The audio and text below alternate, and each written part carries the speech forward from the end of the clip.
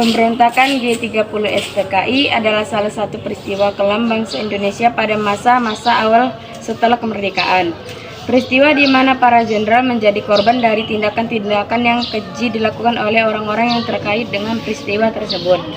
Awal kejadian sebelum G30 SPKI meletus ada beberapa konflik antara anggota PKI dan juga Angkatan Darat. PKI memiliki cita-cita untuk merintis berdirinya negara komunis. Sedangkan Angkatan Darat sebagai kekuatan pertahanan negara berkepentingan mengamankan Pancasila sebagai dasar negara.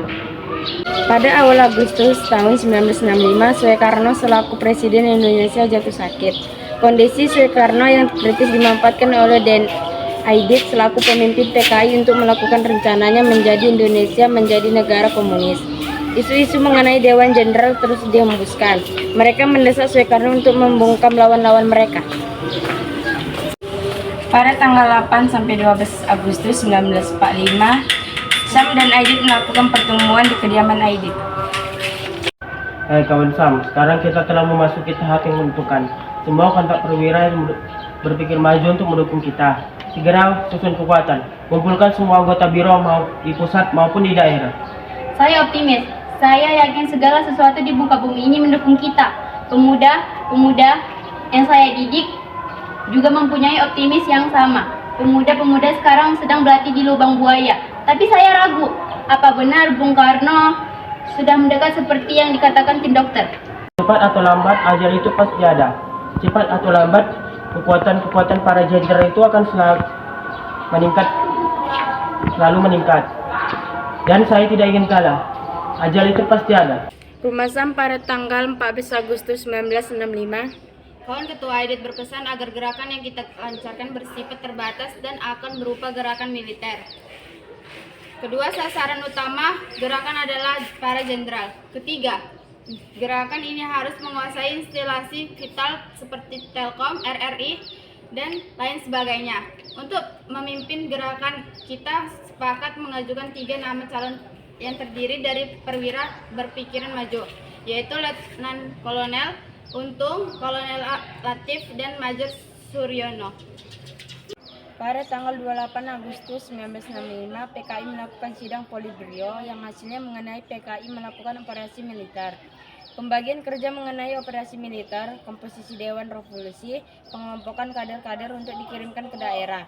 Penentuan tenaga cadangan 2.000 orang termasuk yang dilatih di lubang buaya.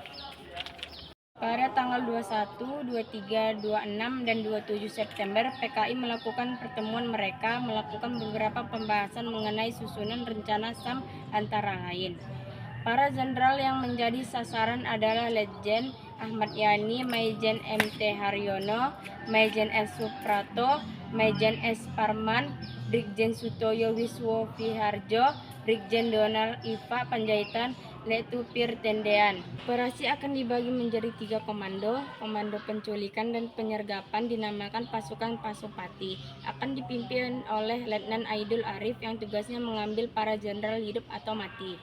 Komando penguasaan kota diberi namakan pasukan Bima Sakti yang dipimpin oleh Kapten Suwardi. Sedangkan Komando Kopassus akan dipimpin oleh Mayor Udara Gatot Sukrisno dan pasukan ini dinamakan pasukan Gatot Koco. Pada tanggal 30 September 1965 di markas PKI yang terletak di daerah dekat Lubang Buaya, para pasukan PKI bersiap-siap untuk melancarkan aksinya. Penculikan 7 jenderal dimulai pada pukul 4 dini hari.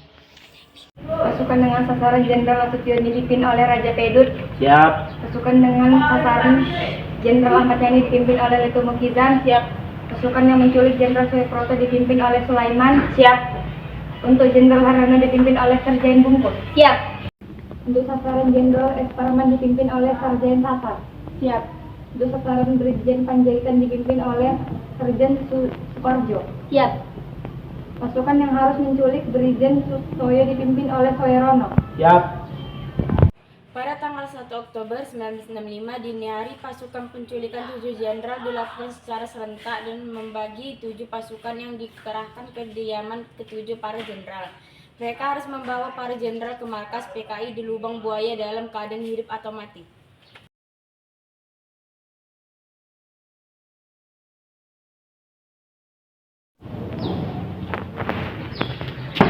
Permisi.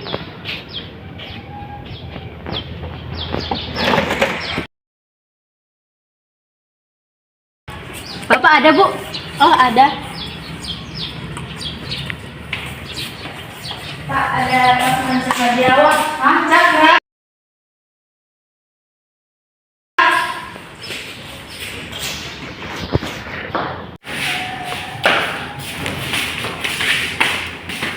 Jenderal dipanggil menghadap Presiden. Tolong cepat, Jenderal. Ya, sebentar.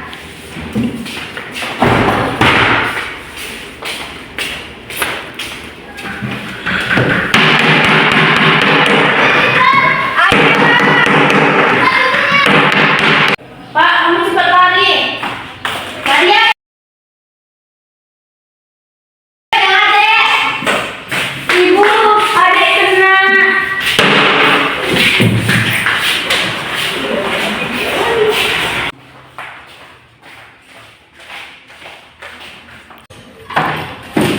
Jangan bergerak, letakkan senjatamu. Di mana Setion? Saya Setion.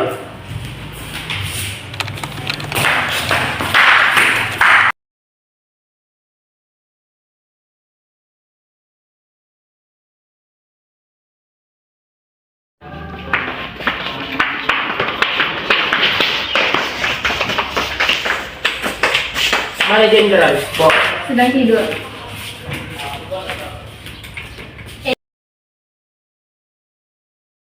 Jadi mau ibu, Mbok? Ibu di Taman Suropati. Halo Bapak sayang. Bobo. Coba bangunkan, bilang ada tamu yo.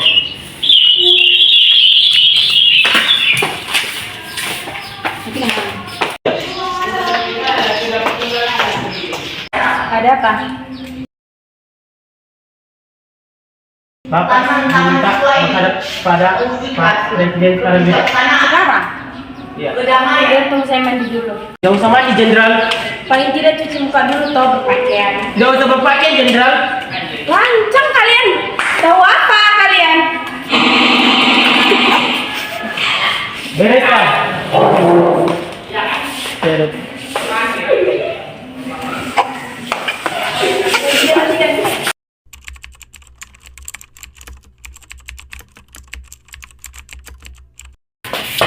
Permisi. Ya, ada apa? Bapak diminta ada presiden sekarang juga. Malam-malam begini, mendadak begini. Maaf Jenderal, tidak ada penjelasan. Terima kasih Jenderal. Apa arti ini semua? Kami ingin menjalani perintah Jenderal. Perintah siapa? Atasan kami. Siapa dia? Silakan Jenderal, jalan.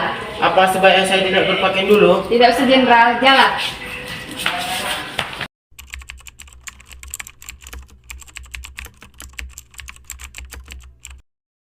Permisi.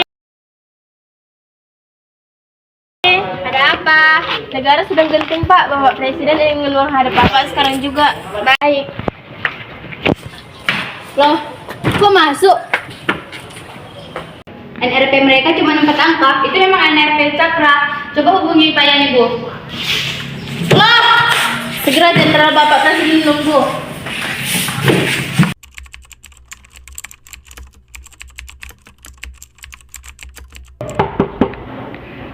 Malam, Bu. Malam. Ada apa? Bapak diminta menghadap Presiden. Tunggu sebentar, Bapak masih tidur. Ada apa? Cakra mencari Bapak. Suruh mereka datang jam 8 malam.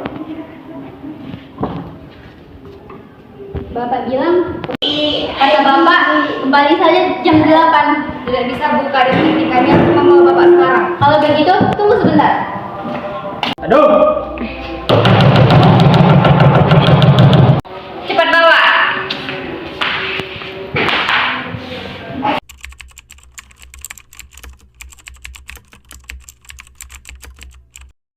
Tuh. Mana dorongmu? Ampun Pak. Kata cepat, mau mati ya? Mau ditembak ya? Iya beratus Pak. Keluar Jenderal, cepat. Segera turun Jenderal.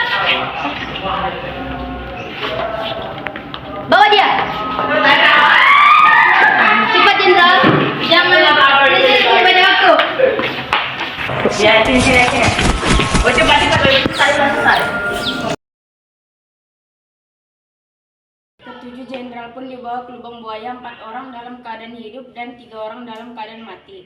Mereka yang hidup disuruh mendatangi sebuah pernyataan mengenai Dewan Jenderal. Para jenderal yang masih hidup disiksa habis-habisan sambil ditanya di Aman Nasution dan dipaksa membuat surat pernyataan, tetapi para jenderal tersebut tetap tutup mulut dan tidak mau melaksanakan perintah-perintah tersebut. Lalu pada akhirnya jenderal-jenderal tersebut tewas karena disiksa habis-habisan, kemudian jasadnya pun dibuang ke sumur kecil di lubang buaya.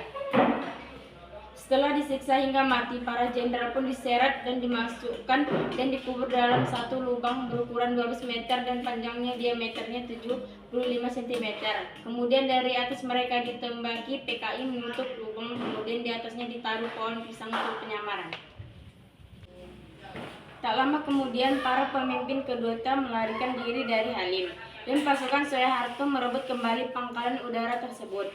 Beberapa waktu kemudian, pasukan di bawah kepemimpinan Soeharto menyerang sebuah markas G30 PKI, sementara tentara yang berafiliasi dengan PKI melawan pimpinan partai lolos dan melarikan diri, berencana untuk melanjutkan perjuangan mereka di bawah tanah. Sekian, terima kasih.